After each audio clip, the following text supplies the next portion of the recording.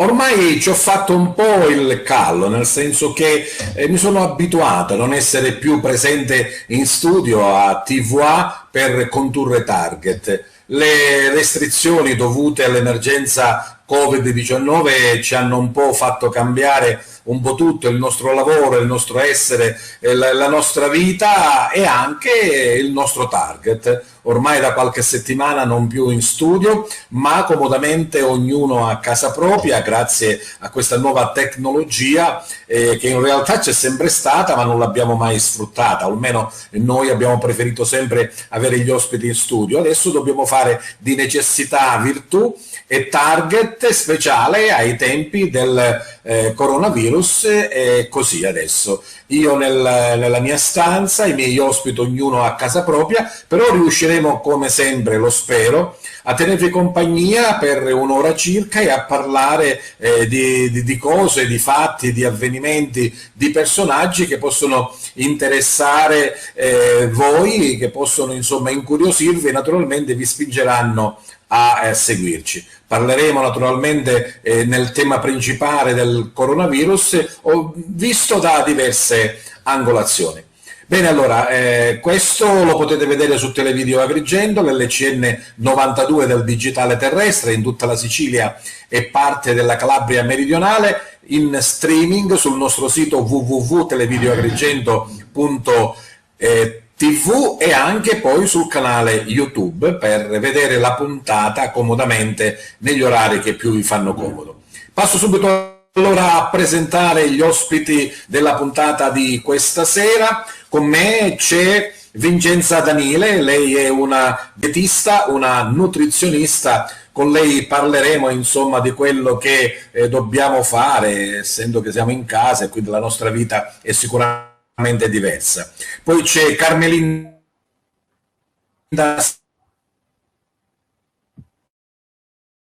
Scalia, per tanto tempo in un ambiente più ristretto, anche se a noi familiare, e magari con una troppo vicinanza con moglie, marito, figlio, cane, insomma, ci comporta forse di fare degli accorgimenti che lei ci dirà. Continuiamo ancora con un coach, lui è Ignazio Maglio e naturalmente ci spiegherà, ci darà qualche consiglio su come mantenerci in forma o quantomeno di non arrugginirci stando sempre in casa a vedere la televisione o davanti al nostro cellulare. Stare a casa anche per il mondo della scuola vuol dire cambiare le proprie abitudini, cambiare il modo di insegnamento, cambieranno anche gli esami, ne parliamo con un docente, maestro, lui è anche giornalista, Giuseppe Episcopo. Stare a casa vuol dire anche non lavorare, molte professioni purtroppo hanno chiuso i battenti, altri forse lavorano troppo, mi riferisco ai medici, alle forze dell'ordine, agli addetti alla distribuzione alimentare soprattutto, ma c'è chi ha dovuto, ripeto, chiudere bottega, chi è andato in cassa integrazione, chi quel lavoro magari precario che aveva lo ha perso e ci sono degli accorgimenti che lo Stato ha messo in atto, non so se magari sono già attuati o se si trova sempre la nostra burocrazia molto lenta.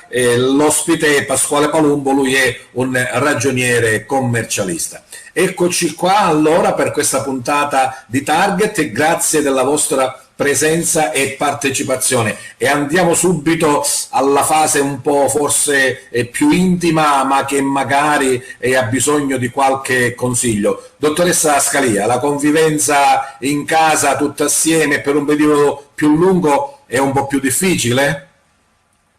Buonasera, grazie per avermi invitato intanto e grazie a tutti. Una domanda alquanto attuale che merita una risposta importante. È chiaro che la convivenza può diventare difficile, può diventare bella, può diventare comoda o scomoda, dipende da quello che noi definiamo la qualità delle relazioni che si sono costruite nel tempo.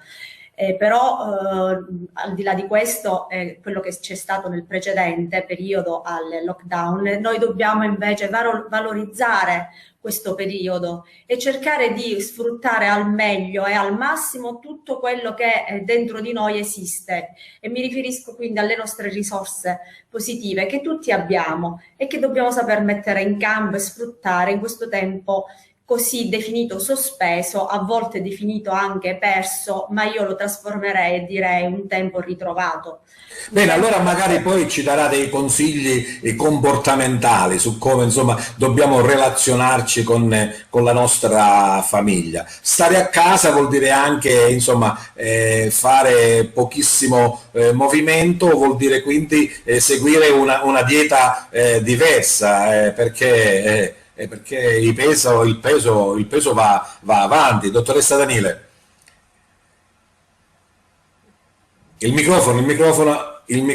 Accendiamo il microfono. Ecco, diciamo, la bilancia si fa sentire, no? La bilancia si fa sentire se non si sta attenti, però ci sono dei semplici accorgimenti che si possono utilizzare e che permettono di uscire da questo periodo di quarantena forzato senza troppi danni. Poi vi dirò quali possono essere. I danni noi li dobbiamo evitare, anche perché chilo in più, chilo in meno, però fare un po' di movimento naturalmente fa bene.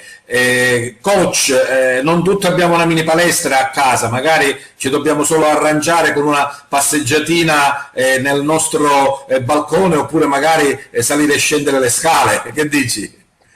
Buonasera a tutti. Innanzitutto la ringrazio dell'opportunità datami oggi, quindi questa sera, al suo talk show. Non la sento bene, non ho capito, quindi non sento la sua voce. Dicevo che noi abbiamo bisogno di spazio, abbiamo bisogno di movimento, però siamo a casa, quindi essendo a casa che dobbiamo fare?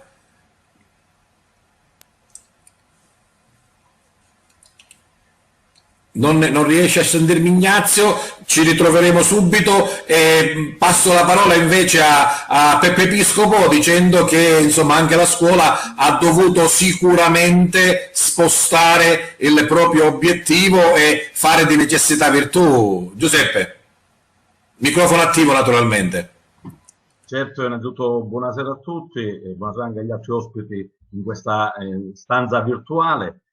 Siamo insieme ma anche distanti, e la scuola è rimasta distante dagli edifici ma accanto ai propri alunni attraverso appunto le piattaforme telematiche, attraverso altre strategie che poi vi dirò durante la trasmissione. Certo, un periodo strano, è una novità che non ci aspettavamo. Il coronavirus ha stravolto le abitudini, ha stravolto quindi anche le abitudini della scuola. La scuola in presenza ha tutto un sapore diverso, sentire il suono della campanella o ascoltare anche la classica frase "maestro posso andare in bagno", ora non succede più. Quindi abituiamoci a un nuovo linguaggio fatto di tastiere, fatto di telecamere, fatto di microfoni spenti o accesi, di connessioni lente e di problemi che poi affronteremo. Bene, spero che Ignazio in questo momento mi stia sentendo. Dicevo, dobbiamo fare di necessità virtù in uno spazio angusto qual è la nostra casa, e che non tutti abbiamo magari a disposizione delle attrezzature per fare un po' di ginnastica. Ignazio.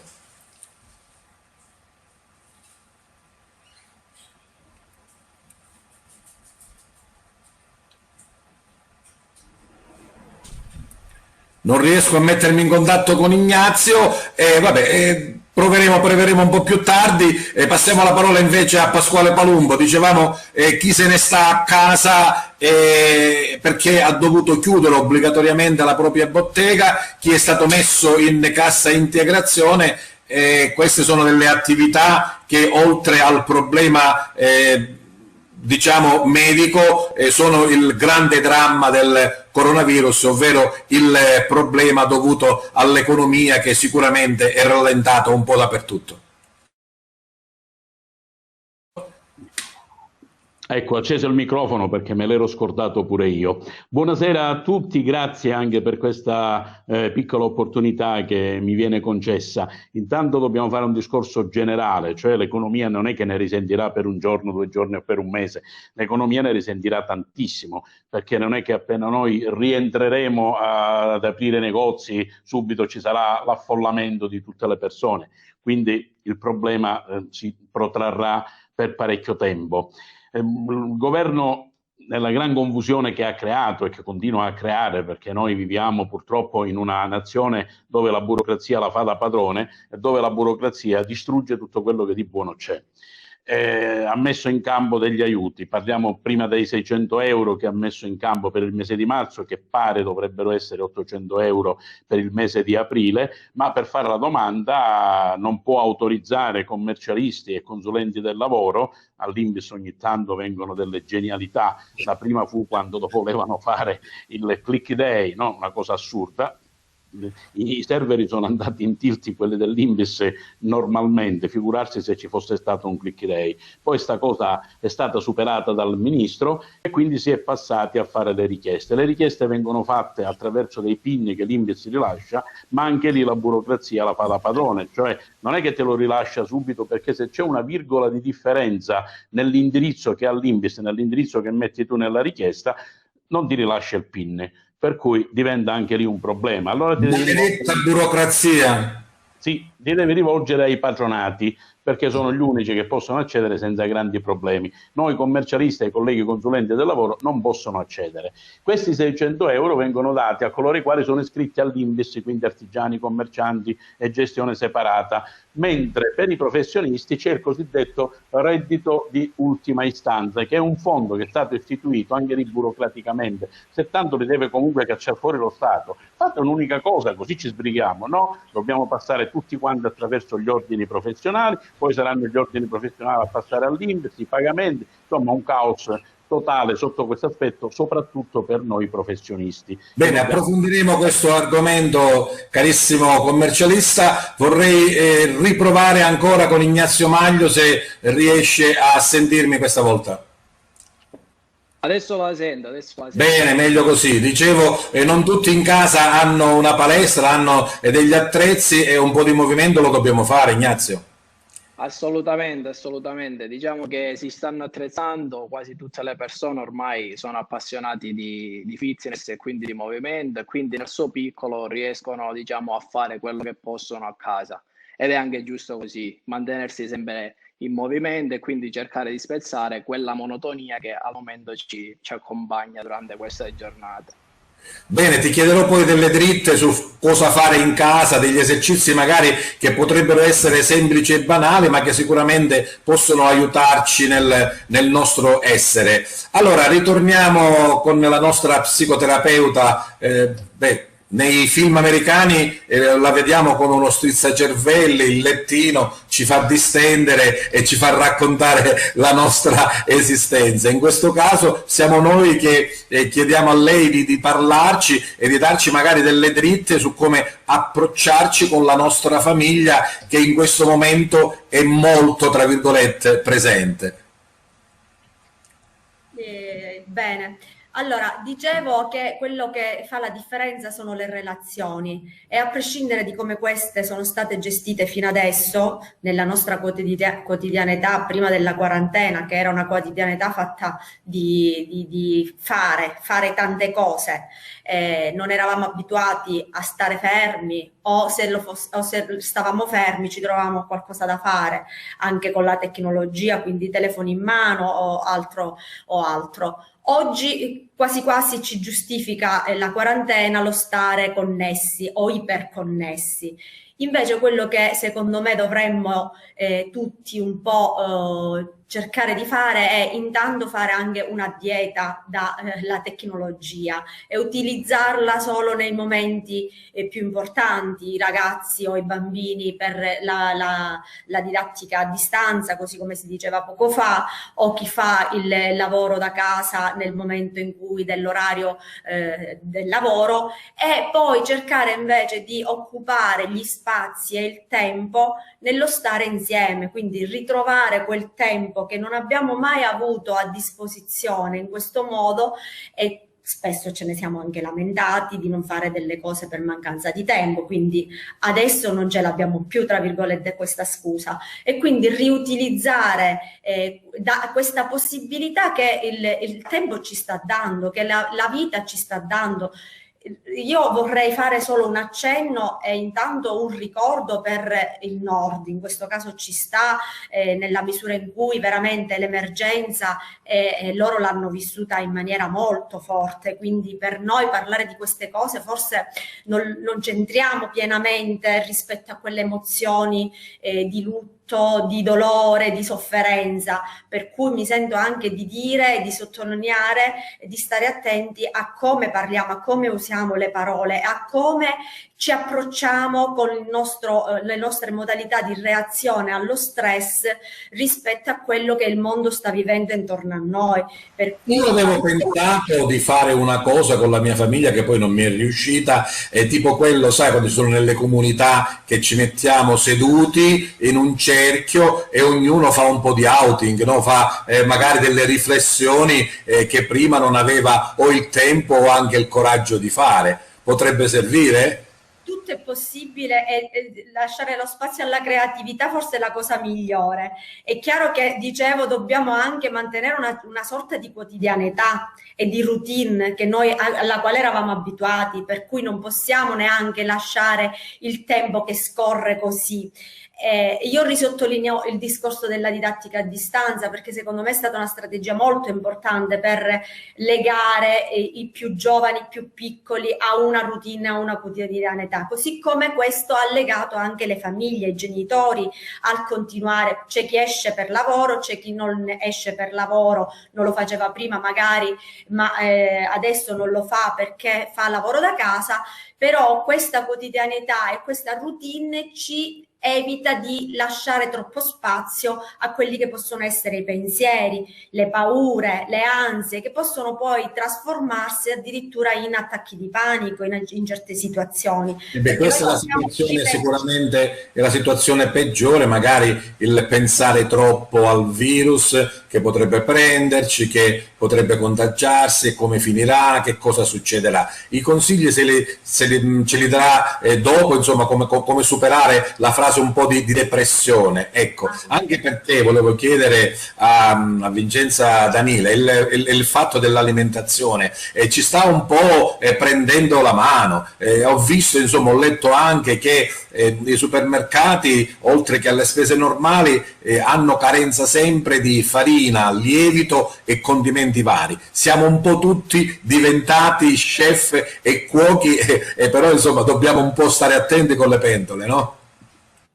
Sì, questo è molto vero. Effettivamente siamo esseri umani e in questo momento quello che noi definiamo l'emotional eating, cioè questo meccanismo di compensazione di tutte quelle che sono i nostri sentimenti negativi, in questo caso la paura di essere contagiati, il fatto di dover stare magari isolati perché non tutti hanno la fortuna di avere magari una famiglia e magari c'è gente che sta pure sola, pensiamo agli anziani, che per esempio sono, anche proprio perché sono soggetti particolarmente fragili, sono costretti a stare lontano anche dai propri figli, che non possono nemmeno andarli a trovare, devono tenersi a debita distanza proprio per evitare loro un possibile contagio che potrebbe essere molto pericoloso. Quindi appunto questo emotional eating ci porta a compensare appunto tutte queste sensazioni negative con il cibo. Il cibo è un ottimo metodo di compenso. Siamo tristi e mangiamo, siamo annoiati e mangiamo, siamo depressi e mangiamo. E qual è qua l'arma che ci deve in qualche maniera sostenere? Il capire che comunque il nostro corpo è un meccanismo, diciamo, un meccanismo perfetto, ma che ha bisogno di attenzioni. Quindi è giusto cedere in maniera magari saltuaria a delle voglie, non lo so, la cioccolata, perché poi quando si hanno di questi problemi non è che ci si compensa con cibi leggeri, sicuramente nessuno si prende il finocchio, il cocomero per assolutamente, dobbiamo diventare pasti chef, dolci e pizze su ipercalorici, ipercalorici, che fanno spostare non soltanto l'ago della bilancia, ma quello che a me interessa maggiormente, che spostandosi l'ago della bilancia, anche diciamo, lo stato di salute del corpo viene compromesso. E dipende anche dall'età che si ha, se si mangiano troppo spesso in quantità smodate alimenti che non sono esattamente il massimo per la salute, si rischia anche di portare a galla patologie magari che ancora non sono venute, oppure di peggiorare quelle che si hanno. Se a questo poi si aggiunge naturalmente la sedentarietà, il patatrac è fatto. Naturalmente credo che, non dico una banalità, anche se è scontato, che sono da preferire sempre verdura fresca, frutta e magari liquidi, no? Al posto dei carboidrati o delle iperproteine. Questo sicuramente, perché la regola, cioè la dieta che è assolutamente adatta in qualsiasi tempo e in qualsiasi situazione è la famosissima dieta mediterranea, che tra l'altro è una dieta nostra, è una dieta che viene considerata patrimonio dell'umanità dall'UNESCO proprio dal 2010.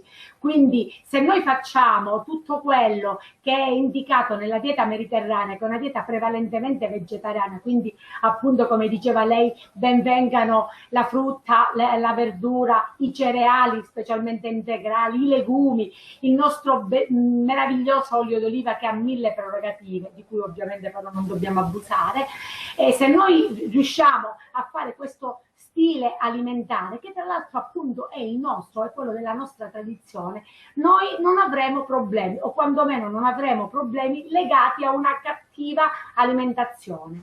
Poco fa mi ha incuriosito quello che dicevano, a secondo dello stato d'animo, anche associare il cibo. Dottoressa Scalia, è così? Magari se noi siamo un po' depressi mangiamo cioccolato, se siamo, non lo so, molto contenti mangiamo un'altra alimentazione. Una battuta tutte e due tra Scalia e Danile, se si può associare la qualità o il tipo di cibo con il nostro stato d'animo. Sicuramente il cibo è simbolico, no? E richiama molto appunto lo stato d'animo e le emozioni ed è compensatorio di tante cose, come diceva la dottoressa Danile. E questo io non lo so se è corrispondente in maniera esatta. Certo, la cioccolata sprigiona le endorfine, poi ci sono i gusti. A me la cioccolata per esempio non piace, mi butterei sulla pizza ed altro. Dottoressa Danile, allora lo stato d'animo ci porta a mangiare un cibo piuttosto che un altro? Allora, diciamo che in qualche maniera ti indirizza comunque sempre su cibi che ti gratificano molto il palato, quindi ovviamente su cibi che sono magari o dolci o salati, però particolarmente gustosi, piacevoli, gradevoli. Quindi la dottoressa Scalia preferisce il salato con la pizza, magari la rosticceria o dei piatti da gourmet. C'è chi magari è più propenso alle cose dolci, quindi magari si butta su gelati, dolci e quant'altro. Mio cugino, nonché ragioniere commercialista. Prego.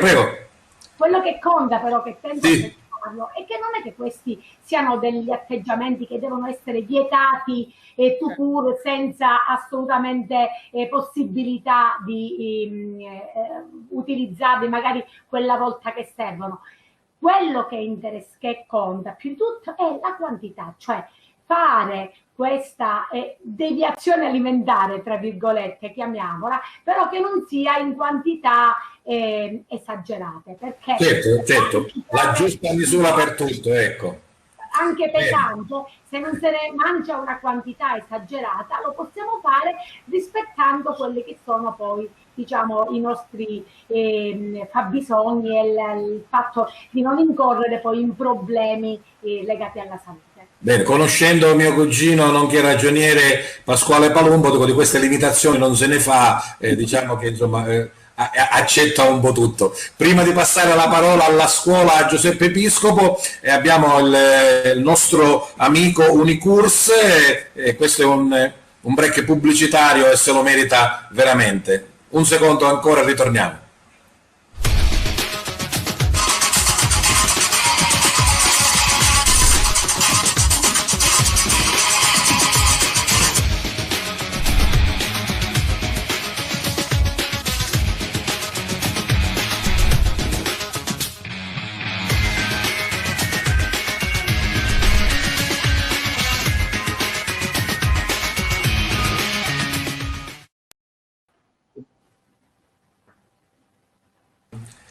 Perfetto, siamo ritornati dopo questo brevissimo stacco. Dicevo al collega Piscopo, ma dal punto di vista non tanto giornalistico, ma di insegnante.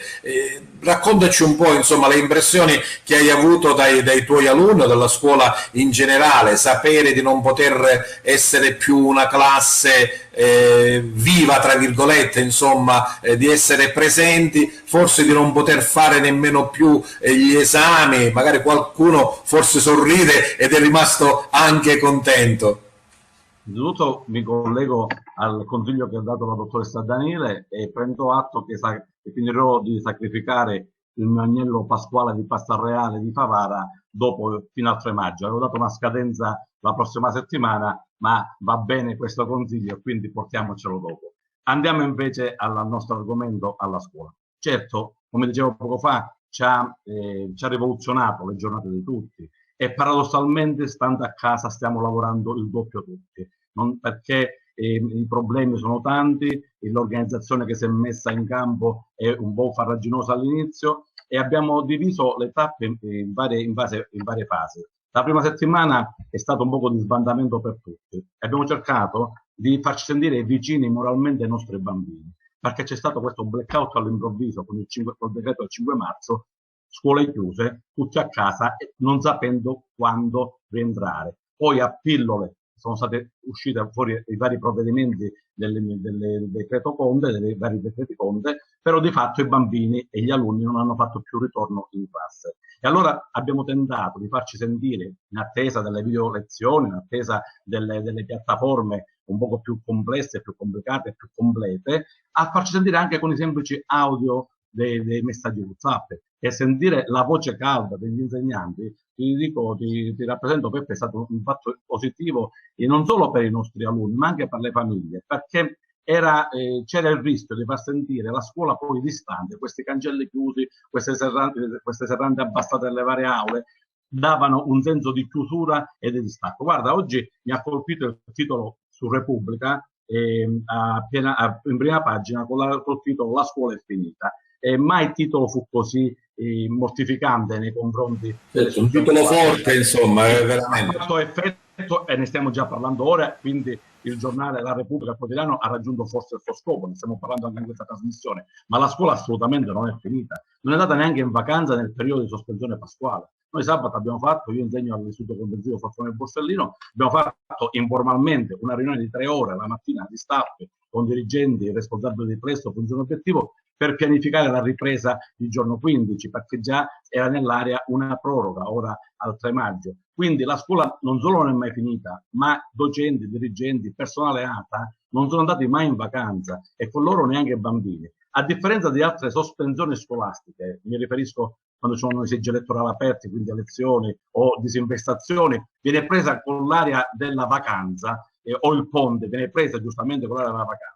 Invece ti rappresenta un sentimento che ha accomunato tutti, dai bambini della scuola dell'infanzia a quelli noi siamo in istituto comprensivo, a quelli della scuola superiore di primo grado, per passare al settore dove sono responsabile io, la scuola primaria. Nessuno si è sentito mai in vacanza, c'è stato subito dal primo minuto un senso di vuoto, un senso di sforamento. Che facciamo?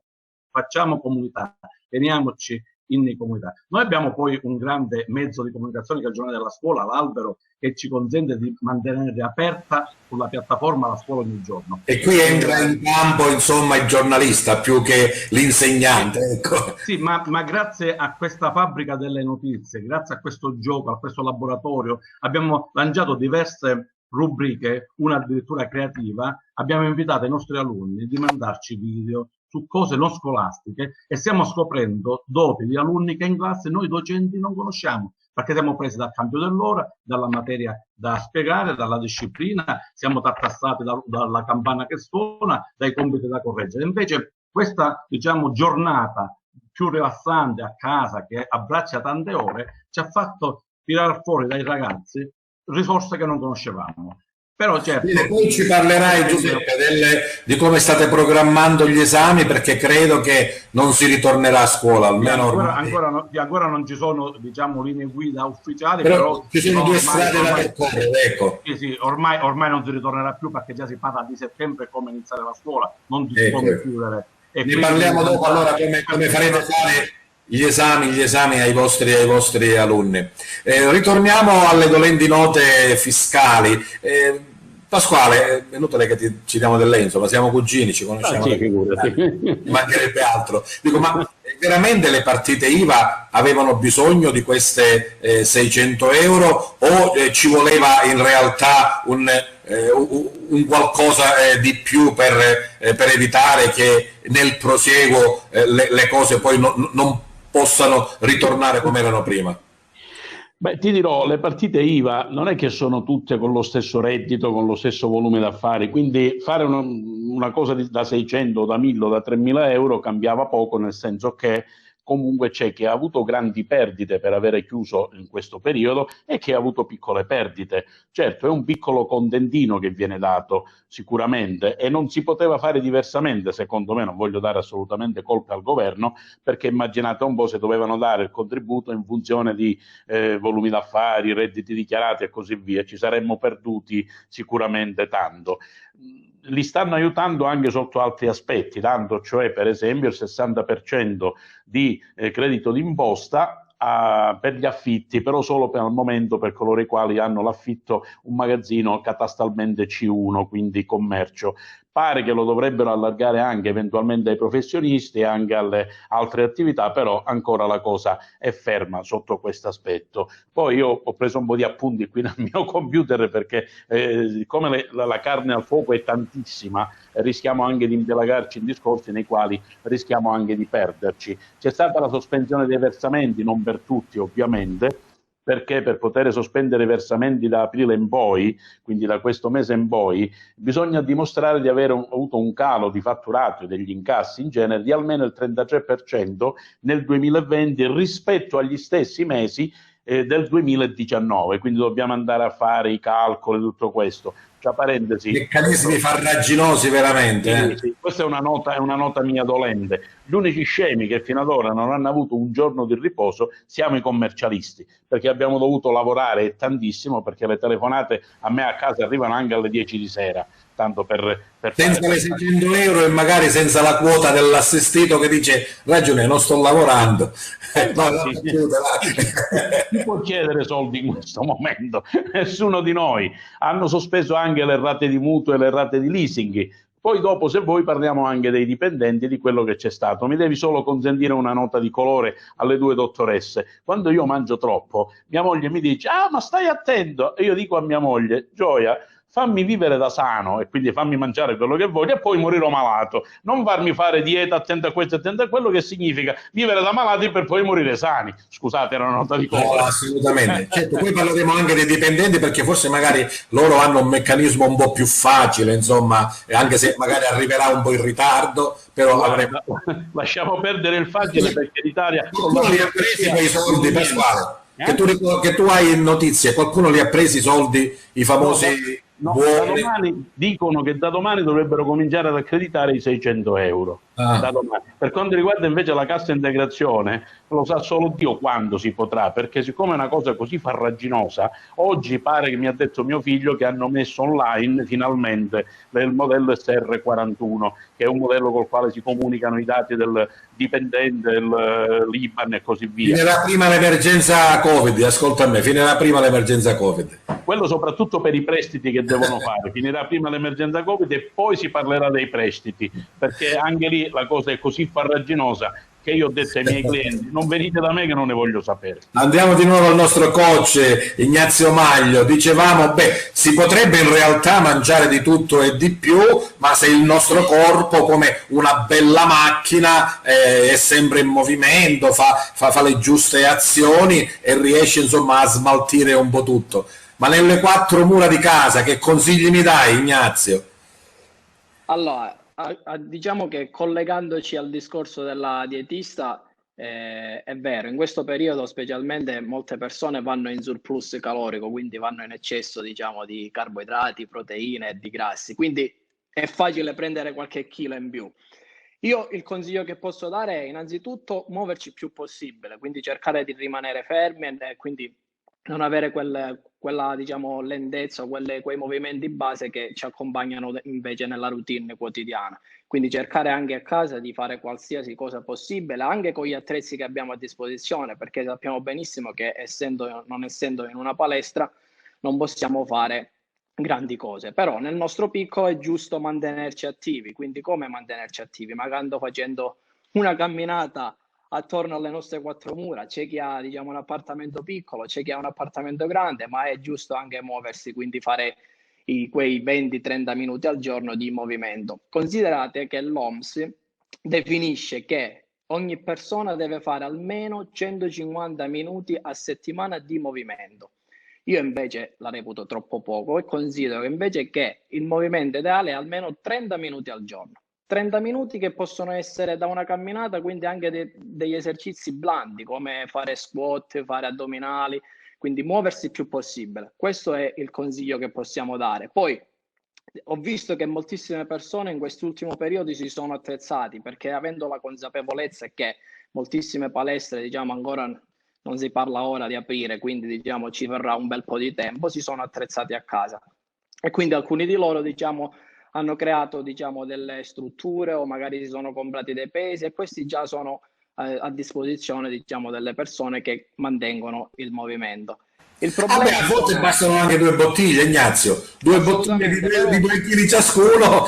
Assolutamente, però il problema è un altro, che non bisogna confondere l'attività fisica con l'esercizio fisico, perché sono 2 cose distinte. Mentre l'attività fisica sono dei movimenti appunto sia volontari sia non volontari che creano un dispendio energetico, l'esercizio fisico è un qualcosa invece strutturato e programmato. Ecco, moltissime persone devono fare questo, devono fare l'esercizio fisico, che è un qualcosa di programmato, quindi devono cercare magari di affidarsi a dei professionisti dove possono indirizzare in base alle loro problematiche o in base alle loro esigenze o ai loro obiettivi quello che, diciamo, possono fare loro. Beh, insomma, una cicletta da camera, un'ellittica si riesce a collocare dappertutto, ecco. Assolutamente, assolutamente. Quindi bene, io una cicletta. Certo, no, continua, prego, continua. No, dico, quindi anche una cicletta già 20 minuti al giorno è più che sufficiente. Io non ricordo più la domanda che avevo intenzione di fare alla nostra psicoterapeuta, però volevo fare 2 piccoli accenni, secondo il tuo pensiero. È giusto ed è normale che bisogna fare la passeggiatina al cane per quanto riguarda, insomma, i bisogni dei nostri amici animali d'affezione, però insomma non far fare una passeggiatina al proprio bambino anche dal punto di vista psicologico potrebbe un po' creare un danno, dottoressa Scalia. Questa domanda è una domanda trabocchetto, direi, però la mia opinione è quella di calarci sempre nel contesto in cui viviamo, è un contesto che ci circonda anche emotivamente. In questa fase noi stiamo vivendo un momento duro, difficile, di sofferenza, quindi va spiegato bene ai bambini con le parole giuste, con i modi giusti, in maniera veritiera, non utilizzare eufemismi o addolcire la pillola. Certo, anche le favolette ci aiutano in questo, però se la situazione è una situazione di emergenza, noi non la possiamo colorare o trasferire o trasformare. Edulcorare, di niente. Edulcorare in altri modi. È chiaro che la passeggiatina non si può fare. La battuta che in genere io faccio nelle situazioni è: se c'è da ridere si ride, se c'è da piangere si piange. Ripeto, noi ci dobbiamo reputare molto molto fortunati, perché non siamo in galera, non siamo in una casa prigione, ma siamo in una casa rifugio, con tutte le nostre comodità, con tutta la tecnologia, e credo che i nostri bambini, è chiaro che non tutte le fasce della popolazione vivono in questo modo, ci sono anche delle fasce in cui ci sono delle altre difficoltà, però la maggior parte dei bambini, così come la scuola e i docenti ci dicono attraverso la didattica a distanza, lo stanno vedendo, no? Vivono nei loro agi e nelle loro comodità, per cui quella creatività di cui all'inizio parlavi, del sedersi a terra, no? Anche facciamola nascere, venire fuori ai nostri figli, ai nostri bimbi, l'alternativa alla passeggiatina, quale può essere la modalità dello stare a casa e occupare bene il tempo. Per cui io sono dell'idea che se c'è un decreto, se c'è un divieto, questo va rispettato. E di sicuramente i bambini forse lo capiscono meglio. Quello che mi viene un po' più difficile è raccordarmi con mia moglie. Perché? Allora, intanto chiudo un attimo questa frase che volevo dire, perché appunto i bambini a volte sono più maturi di noi, però in questo modo noi stimoliamo anche la capacità di responsabilità, cioè li stiamo facendo crescere. È una crescita che invece in quella quotidianità frenetica avevamo rischiato di bloccare e di appunto trasformare in altre cose. Per cui va bene così. A volte forse la passeggiatina la vorremmo fare noi, allora chi non ha il cane magari vuole utilizzare la scusa del figlio, no? Tipo il napoletano che si voleva affittare il cane, no? Per fare la passeggiata a tutti gli amici del condominio. Invece io ripeto, no? È un momento questo storico importantissimo che ci sta ponendo di fronte a una sfida grande, più grande di noi, ma che dobbiamo accogliere, perché noi tutti abbiamo delle risorse dentro e le dobbiamo fare uscire.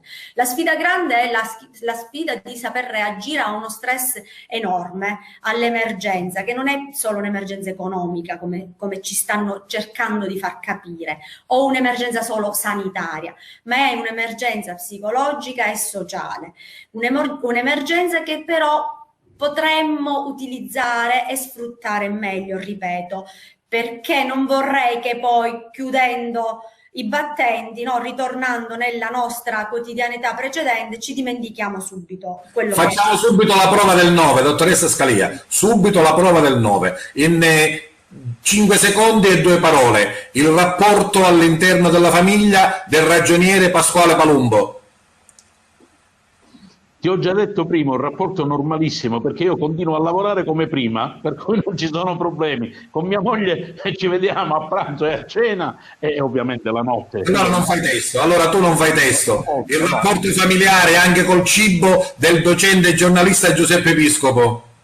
Ma ho più rapporti, diciamo, con mia moglie e le mie figlie, ma non è migliore che col cibo. Quindi, cosa sto dicendo? Noi ci siamo disegnati una nostra giornata in spazi anche diversi per questioni lavorative, perché mia moglie è proprio un'insegnante, è sempre anche collegata. Non c'è scontro allora, no? Sì, mia figlia all'università. Sì, ti stavo dicendo, mia figlia all'università è quindi collegata sempre con l'università, l'altra di maturità linguistico, e oggi abbiamo fatto il primo ricevimento online, un fatto bello tecnologico ma triste, perché è stato l'ultimo dopo 5 anni, non poter neanche... Troppo lungo, Peppe, ti volevo dire, c'è scontro o non c'è scontro? C'è scontro solamente per chi va a buttare l'immondizia la sera, perché è una scusa per uscire. Va bene, perfetto. Il rapporto familiare di Ignazio Maglio. Io diciamo che ancora abito con i miei, quindi è un rapporto abbastanza positivo. Cerchiamo di spezzarlo tramite l'allenamento, un buon libro, e quindi va bene. Anzi, abbiamo migliorato. Dottoressa Danile, il rapporto familiare e anche con gli animali, se ci sono, insomma, se sono presenti. Soprattutto perché ho 3 figli di diverse età, quindi spazio dal figlio più piccolo che va al liceo scientifico, ne ho una già laureata, uno che sta studiando medicina, quindi riesco a essere testimone di più realtà contemporaneamente, e devo dire che sono tutti ben organizzati. Quello che volevo, ho anche un cane che tutti facciamo a gara per portare fuori, quindi anche di questo sono testimone. Perfetto. Dopo chiudiamo questa parentesi. Dottoressa Scalia, volevo dire allora che forse sono io che non vado e non è la mia famiglia, insomma, che non mi capisce, ecco, e prendiamola così, dai. Ci sono sempre colleghi che possono supportare, non disperiamo.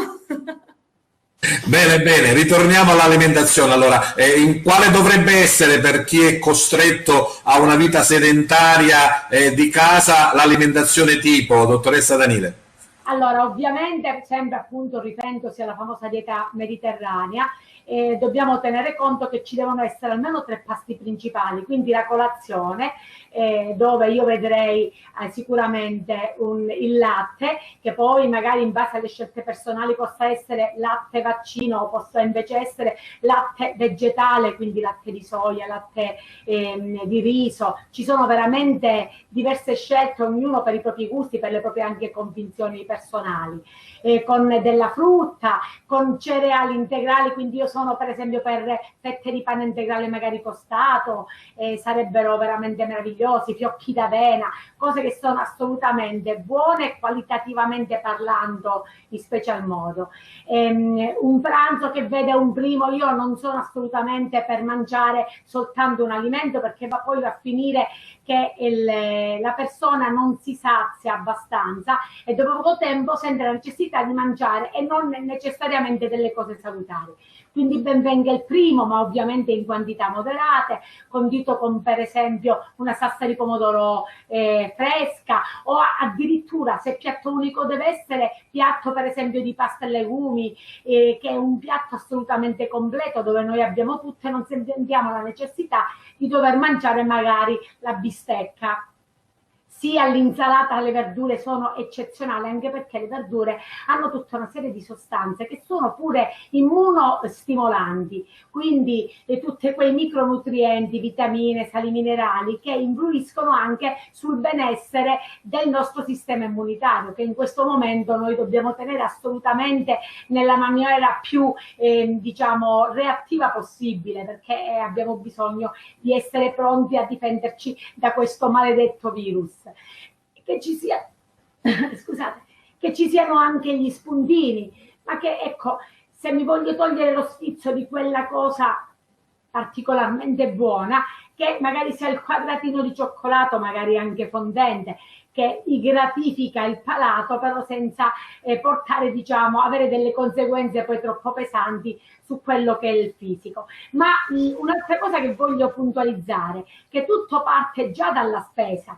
E siccome per adesso ci consigliano di fare la spesa magari una volta alla settimana, è anche una cosa molto intelligente. Innanzitutto andare a mangiare dopo aver mangiato, andare a fare la spesa dopo aver mangiato, perché così non si, diciamo, non si incorre nel cadere in tentazione, perché se io vado a fare la spesa quando ho lo stomaco vuoto, e allora avrò 1000 scuse per comprare le patatine, i dolci, i cioccolati, anche perché voglio dire, non abbiamo nemmeno l'attenuante del se viene qualcuno cosa gli devo offrire, perché in questo momento sicuramente non riceveremo alcuna visita.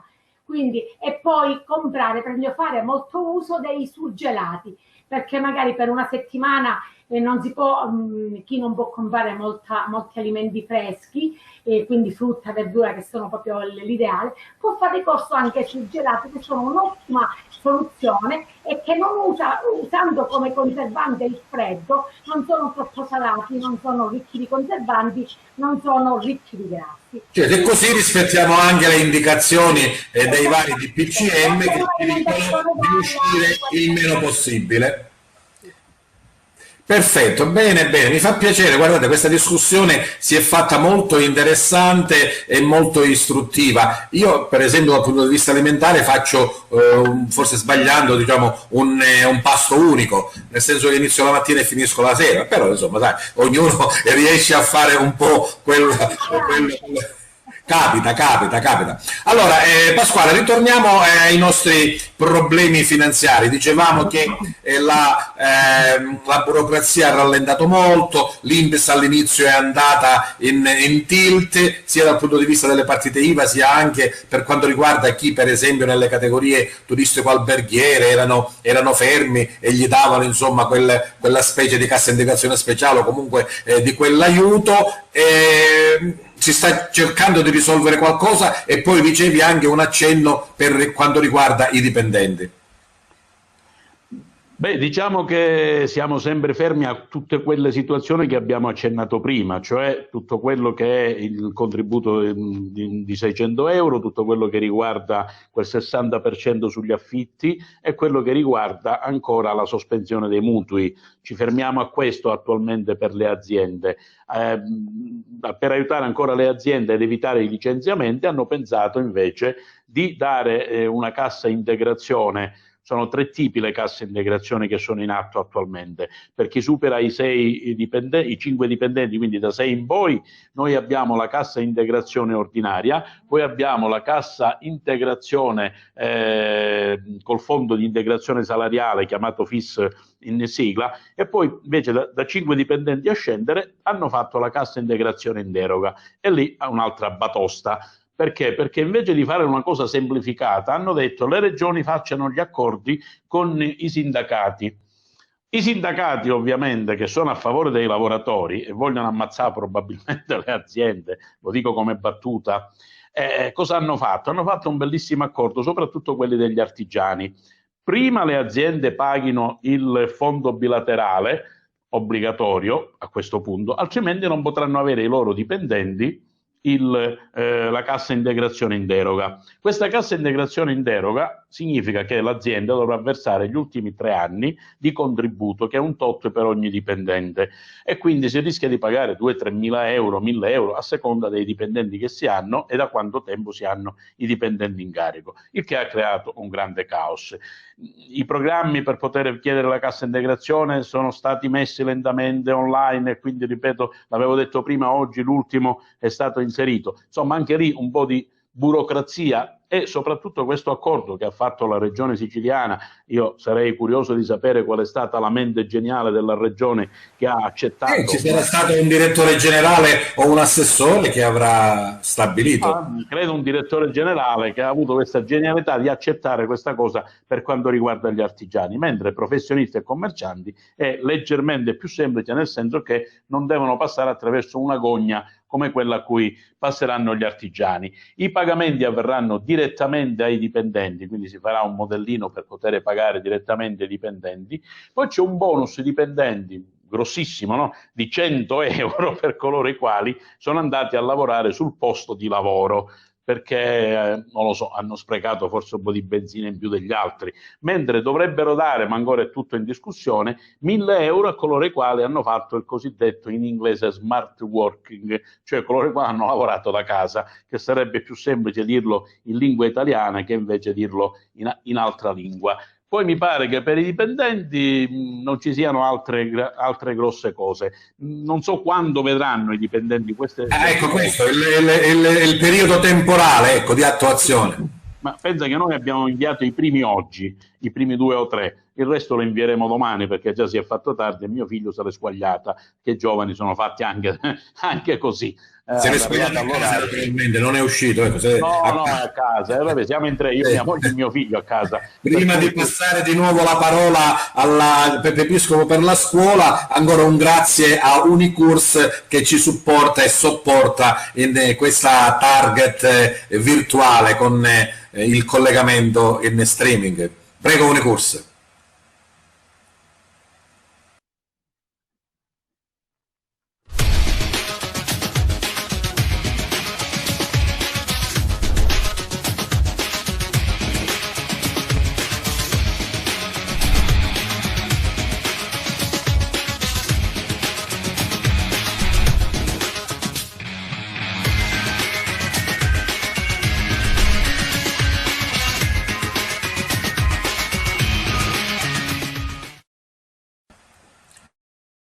A proposito di scuola, insomma, diciamo che magari le università o le scuole telematiche si sono trovate forse un po' avvantaggiate rispetto agli altri, perché questo rapporto con il professore online, con il tutor, era già sperimentato da tempo. Le scuole tradizionali hanno dovuto farlo, diciamo, per necessità. Come vi preparate, Giuseppe Piscopo, per gli esami della quinta elementare e della terza media?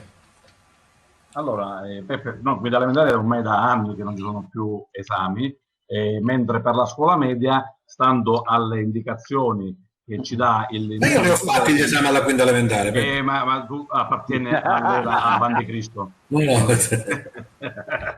Stavo dicendo, mentre per quanto riguarda la cosiddetta scuola media, scuola secondaria di primo grado, quella che ancora in maniera familiare molti chiamano scuola media, se non entriamo più in classe, io do per scontato che ci rivedremo forse a settembre tra i banchi, forse perché ci sono già delle brutte avvisaglie, si andrà con una tesina discussa da casa in collegamento. Mentre per la scuola superiore, che non è il settore dove insegno io, però dalle indicazioni che stanno arrivando dal Ministero, si va verso una commissione di interni con un volo esterno. Quindi anche qui è rivoluzionato un po' l'esame davanti alla classica diciamo, commissione con interni e esterni, si va a un esame che però, detto dalla nostra ministra, deve dare ampio risalto al percorso scolastico. Noi non andremo a giudicare mai questi 2 mesi di emergenza, anzi abbiamo l'obbligo di ringraziare questi bambini che non sono crollati anche dal punto di vista psicologico, cioè sono stati forti.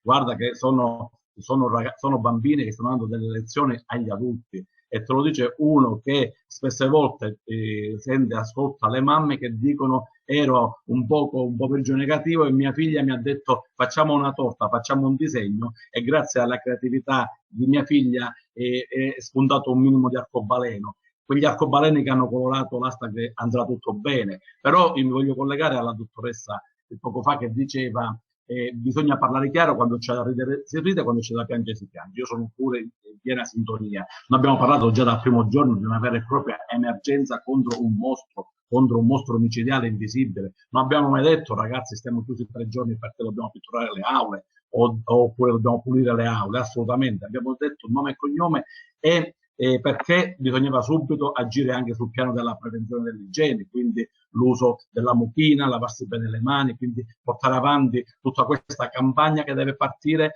dai bambini nelle abitudini quotidiane anche stando a casa.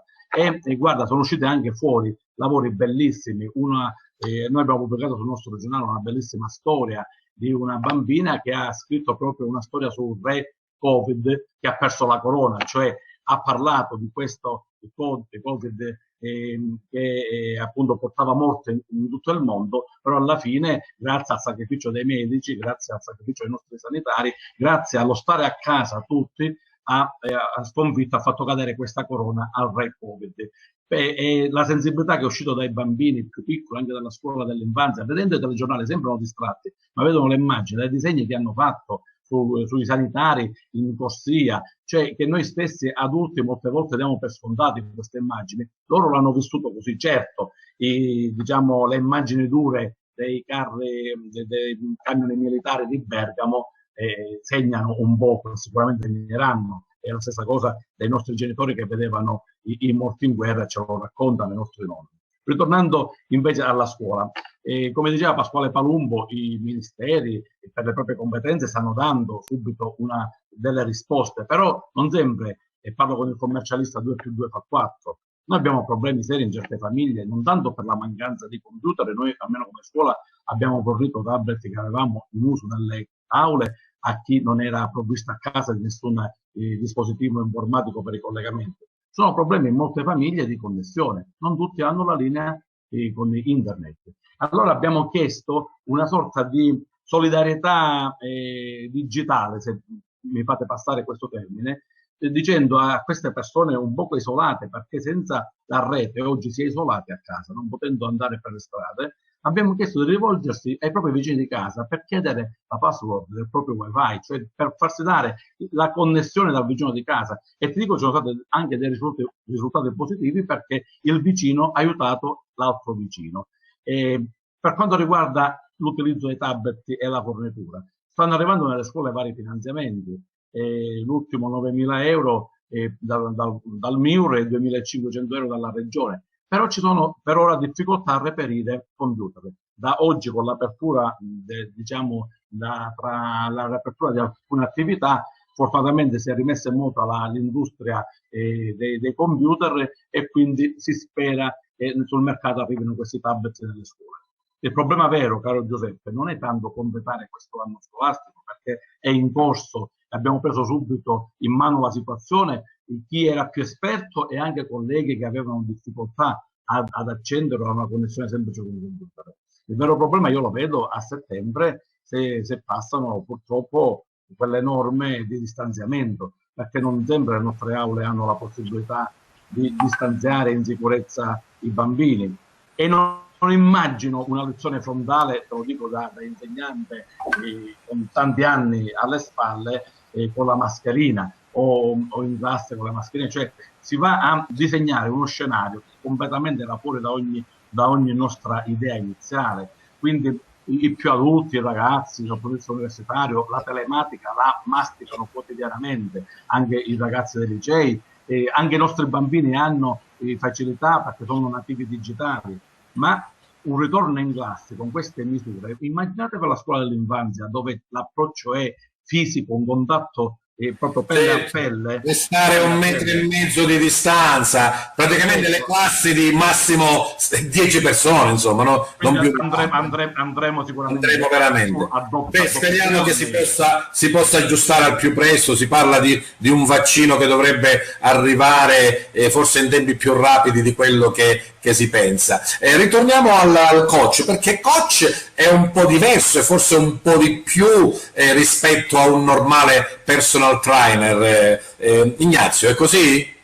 Sì, è così, proprio perché la differenza sta proprio nel fatto che mentre un personal trainer è un tecnico professionale che si occupa soltanto dell'ambito fisico, quindi diciamo va a creare un protocollo di allenamento individualizzato alla singola persona, ma si ferma là. Invece il coach è un qualcosa di più complesso, è un qualcosa che va a occuparsi oltre all'ambito fisico anche in ambito mentale. Quindi diciamo l'obiettivo primario è quello di estrapolare le potenzialità che ha la persona e quindi far raggiungere quegli obiettivi prefissati sia in ambito fisico che sia in ambito mentale. Perché diciamo com'è il tuo rapporto con una dietista, con una nutrizionista? Vi scontrate oppure vi compensate? No, assolutamente. Allora, guarda, diciamo che la nostra figura, quindi dal laureato in scienze motorie o dal personal trainer o dal coach, moltissime persone fanno anche da nutrizionisti e questo io non lo condivido. Io ho un bellissimo rapporto con tutti i nutrizionisti di Favara e quindi è giusto che loro fanno il loro lavoro perché hanno le competenze per fare il loro lavoro. Quindi, dottoressa Viviana Vincenza, confermi quello che dice il coach? Non vi scontrate con le palestre? Allora, con le palestre che hanno personale preparato e intelligente sicuramente no, però c'è diciamo qualcuno che magari pretende di fare qualcosa per cui non è preparato e che può combinare anche dei danni, perché ricordiamo sempre che una corretta alimentazione non serve solo a tenere il fisico in forma, quindi io tutti gli addominali scolpiti, sono palestratissimo, qualsiasi cosa mi metto sembrerò un figo. Il problema fondamentale dell'alimentazione, noi ce ne stiamo rendendo conto proprio adesso in questa emergenza, è che se tu hai mangiato bene qualitativamente oltre che quantitativamente bene, il tuo fisico funziona al top, quindi ogni tuo apparato è diciamo al massimo delle sue potenzialità, compreso quello immunitario, e se arriva un coronavirus come quello di quest'anno che mi può infettare, trova comunque un fisico che reagisce e quantomeno può anche evitare o quantomeno abbassa di molto le probabilità che questa patologia possa arrivare a delle fasi molto gravi, importanti, certe volte anche letali. Quindi noi dobbiamo lavorare con l'alimentazione in questo senso, cioè acquisire dei giusti comportamenti alimentari, perché anche in un futuro noi dobbiamo sempre trovarci pronti, perché di coronavirus in giro, l'hanno detto anche gli esperti, ce ne sono tantissimi, quindi questo è soltanto uno dei tanti, più pericoloso, più epidemico, però voglio dire, se noi abbiamo fatto il nostro dovere nella nostra vita con l'alimentazione, con l'attività fisica che è fondamentale, proprio in sinergia con l'alimentazione è il top, noi ci troveremo meno esposti e più protetti anche nei confronti di qualsiasi diciamo attacco che sia virale o sia di altro genere. Il nostro corpo sicuramente lui stesso ci farà da scudo e da protezione. Dottoressa Scalia, abbiamo parlato un po' del rapporto familiare, no? Del fatto di essere obbligato a rimanere dentro le mura domestiche, però in questo periodo anche diciamo, le figure un po' più fragili sono gli ammalati. Gli ammalati, insomma, magari di patologie un po' più forti, o di ammalati che lo diventano e magari hanno paura di andare in ospedale per poter aggravare la loro situazione. Anche per loro ci vorrebbe, diciamo, una vicinanza e un conforto diverso. Sicuramente sì, è così. Infatti si parla molto anche nella conferenza stampa della Protezione Civile, recentemente si è parlato di intensificare quella che è la rete dell'assistenza domiciliare. Nella nostra ASP viviamo la realtà dell'assistenza domiciliare integrata, ma anche dell'assistenza domiciliare palliativa, che si rivolge sì ai malati in fase terminale conseguente a patologie oncologiche ma anche non oncologiche, per cui se noi la applichiamo nella sua natura, e cioè delle patologie anche non oncologiche, purtroppo coloro che sono a casa e che hanno appunto aumentata il livello di ansia per la paura di contrarre il virus recandosi negli ambienti ospedalieri, intensificare l'assistenza domiciliare è l'unica strada che in questo momento abbiamo per non peggiorare le loro condizioni e quindi lasciarli in un totale abbandono e solitudine, che già di per sé, diciamo, di base queste patologie croniche portano l'essere umano, l'individuo e la famiglia a vivere il senso di abbandono e il senso della solitudine, per cui intensificare ancora di più la rete dell'assistenza domiciliare e quindi intervenire sul territorio è la strada vincente in questo momento. Bene, siamo arrivati praticamente alla fine, la discussione è stata veramente bella, interessante, fluida, spero che anche i nostri telespettatori abbiano avuto questa sensazione e sono convinto che ci hanno seguito più di un'ora, insomma, che siamo qui insieme con grande attenzione. Io adesso fra un secondo passerò di nuovo per l'ultimo saluto a Unicurs, ma per diciamo, questo angolino di pubblicità molto veloce e rapido, e poi passerò a voi per i saluti finali che, come sapete, Target vi chiede un impegno particolare, non il solito e classico grazie dell'invito, buona permanenza, buone feste o chissà che cosa. Lo dovete fare, per favore, non lo so, con una frase, una citazione, un buon proposito, insomma un qualcosa che caratterizzi anche il perché io vi ho invitato qua nel vostro lavoro e nel vostro essere professionisti. Il saluto di Unicurs e poi il finale di Target.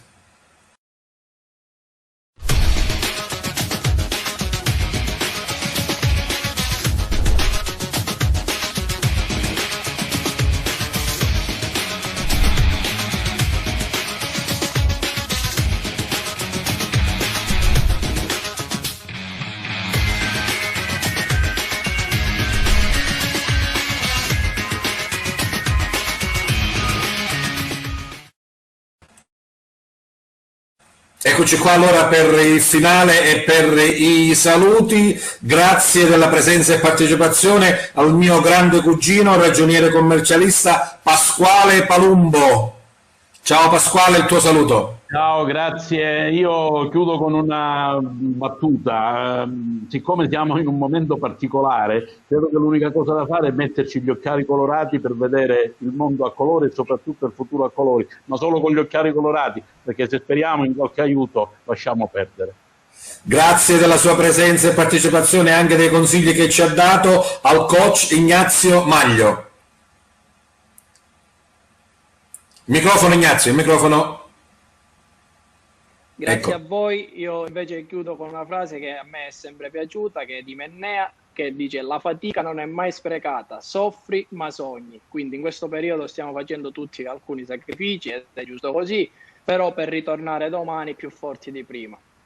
Grazie a Giuseppe Piscopo, una piccola battuta da giornalista e una grande battuta da insegnante.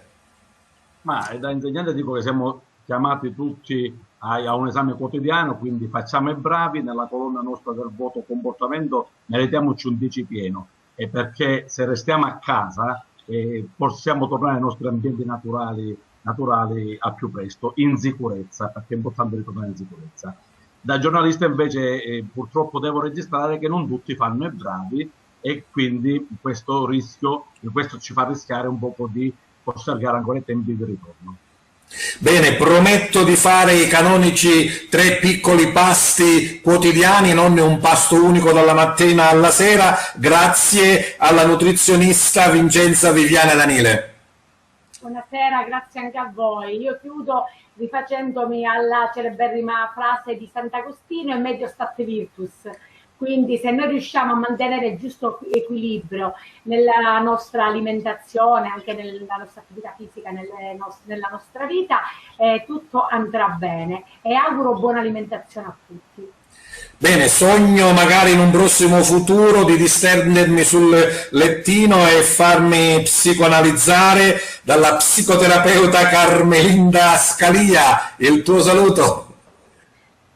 Allora, io vi volevo salutare con invece una speranza e positività, che ce la può dare solo la storia, perché appunto corsi e ricorsi storici, stiamo vivendo una grande emergenza, abbiamo detto, no? Nei post-guerra, durante i periodi bellici, che cosa accadeva? Che i bisogni dei singoli individui vanno nello sfondo ed emergono i bisogni dei gruppi, così come abbiamo visto che sta un po' accadendo in questo periodo. Si sta sviluppando la solidarietà, la disponibilità del vicino con l'altro vicino. Allora la speranza è che questo periodo non venga dimenticato, e alla chiusura della quarantena, alla riapertura di tutto, ci dimentichiamo tutto e ritorniamo di nuovo alla corsa, all'arrivismo, dimenticandoci del gruppo e cercando semplicemente gli individualismi. Buonasera a tutti e buona prosecuzione. Restiamo. Grazie a tutti della vostra presenza e partecipazione, e naturalmente grazie al nostro gentile pubblico che anche in questa maniera virtuale, in uno studio creato appositamente da Target, ci ha seguito. Buona serata a tutti.